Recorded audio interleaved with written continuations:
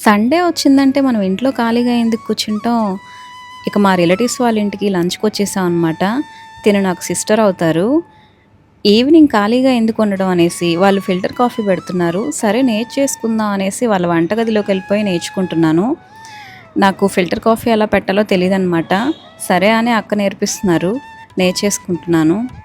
హాలిడేస్‌కి ఊరెళ్ళి హైదరాబాద్‌కి రిటర్న్ రాగానే ఇక్కడ బాగా బోర్ కొట్టేస్తుందనమాట. అక్కడ అందరూ ఉండి అందరితో కలిసి బాగా సరదాగా ఎంజాయ్ చేసి ఇక్కడికి రాగానే కొంచెం బాగా బోర్ కొట్టినట్టుగా అనిపించింది. వెంటనే అక్క వాళ్ళు లంచ్‌కి పిలవగానే సర్లే సరదాగా ఉంటుంది కొంతసేపు వెళ్ళేసొద్దాం అని చెప్పేసి లంచ్‌కి వెళ్ళిపోయాం అనమాట.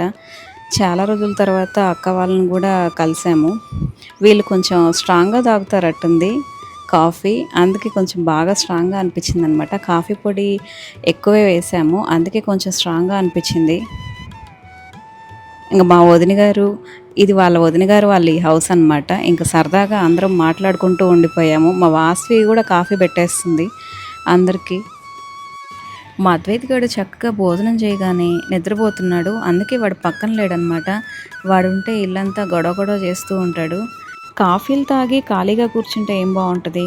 అందుకే ఇక సరదాగా అందరం ఈవినింగ్ టిఫిన్ స్నాక్స్ తినడానికనేసి ఒక హోటల్కి వెళ్ళిపోయాం. జిలేబీలు చూస్తుంటేనే నోరు ఊరిపోతుంది. తినకుండా ఇంకెందుకుంటాం. మా అద్వైత్ గాడికి మాత్రం అసలు ఎంత మారం చేశాడో ఈవినింగ్ టైంలో అసలు తినను తినను అని. ఏది ఇచ్చినా వాడు ఏదో ఒకటి గొడవ చేస్తూనే ఉంటాడు. వాళ్ళ డాడీ పక్కన ఉంటే మాత్రం కామ్గా తినేస్తాడనమాట. గంట సేపు మాటలు చెప్పి వాడికి పెడుతూ ఉండాలి ఫుడ్డు.